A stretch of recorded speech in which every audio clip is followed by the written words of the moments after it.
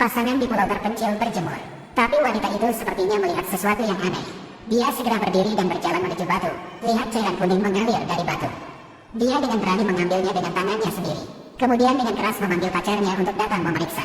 Tanpa diduga, David mengeluarkan cairan dari dalamnya dan langsung memasukkannya ke dalam mulutnya. Iri sayang, untuk mengetahui dari mana madu berasal. Keduanya menemukan sebuah gua di sepanjang dinding batu. Ruang di dalam gua sangat luas. Sepertinya ada makhluk yang sengaja membangunnya. Tunggu hingga Anda berdua mencapai bagian terdalam, menyadari seluruh dinding batu ditutupi sarang lebah raksasa. Empedu kuning mengalir terus-menerus. Keduanya dikejutkan oleh pemandangan aneh ini. David menenangkan diri dan segera menarik Anna menjauh. Bersiaplah untuk kembali ke perkemahan untuk mengambil sebotol madu. Namun, mereka berdua baru saja keluar dari gua. Ada suara aneh di kejauhan. Mereka berdua sepertinya melihat sesuatu yang mengerikan. Berbalik dan berlari menuju gua detik berikutnya. Keduanya ditakuti oleh lebah raksasa. Melihat segerombolan lebah hendak memasuki gua, David segera menggendong Anna dan berlari dengan panik ke dalam gua.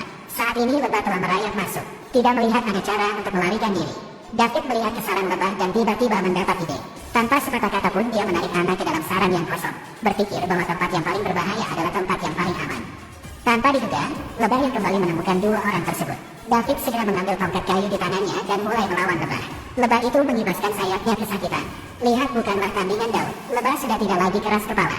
Mulai mengeluarkan madu secara terus-menerus sepanjang dinding sarang ke arah tengah. Anna menyadari bahwa lebah akan menjebak mereka di sini. Namun keduanya hanya bisa menyaksikan tanpa daya saat lubang itu terus mengecil.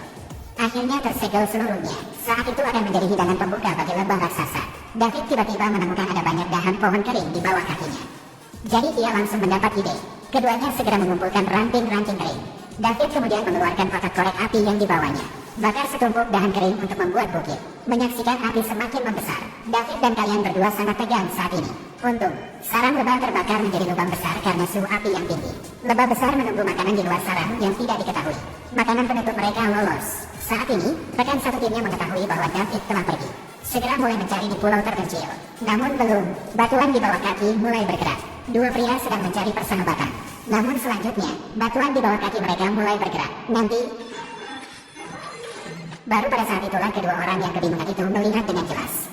Ternyata kepiting lebih besar dari ikan paus. Saat Anda melihat kepiting, Anda harus mulai makan. Keduanya sangat ketakutan sehingga mereka segera melarikan diri. Tapi setelah hanya mengambil beberapa langkah, dia tersandung. Segera dia ditangkap oleh seekor kepiting dengan cakar raksasa. Melihat hal tersebut, rekan satu tim segera kembali untuk menyelamatkan. Tapi cangkang kepiting sangat keras. Tongkat di tangannya tidak membahayakan. Terlepas dari upaya terbaik kami, sama seperti gelitik kepiting, dia bahkan hampir tertangkap oleh cakar kepiting. Rekan satu timnya mendengar suara itu dan berlari. Mereka semua mengangkat tongkatnya untuk menyodok kepiting raksasa itu. Salah satu dari mereka mengeluarkan talinya. Saat rekan satu tim menyerang dengan tongkat kayu, menyelinap di bawah kepiting dan ikat tali ke kaki. Kemudian beberapa orang menarik talinya, ingin menghancurkan kepiting menjadi beberapa bagian. Namun ada pula yang mencabut dan mematahkan gigi depannya, tidak menggerakkan kepiting sama sekali. Sebaliknya, kepiting malah menariknya. Kepiting membawa rekan satu timnya kembali ke laut. Mereka segera mengubah rencana pertempuran mereka. Satu orang menarik tali dengan sekuat tenaga. Beberapa lainnya menggunakan tongkat kayu untuk mendorong kepiting raksasa itu ke atas. Dengan kerjasama penuh mereka, kepiting dengan cepat membalikkan keadaan. Hanya dengan begitu kawan yang sekarat itu bisa diselamatkan. Lihatlah kepiting raksasa yang tidak bisa bergerak. Mereka menggunakan tongkat kayu untuk meluncur dengan lembut. Bawa kepiting langsung ke sumber air panas di bawah. Aroma daging kepiting langsung menyebar. Beberapa orang menikmati makanan lezat pertama mereka di pulau itu. Mereka mengembara ke pulau terpencil, dimulai beberapa hari yang lalu. 3 orang di penjara bersiap untuk melarikan diri.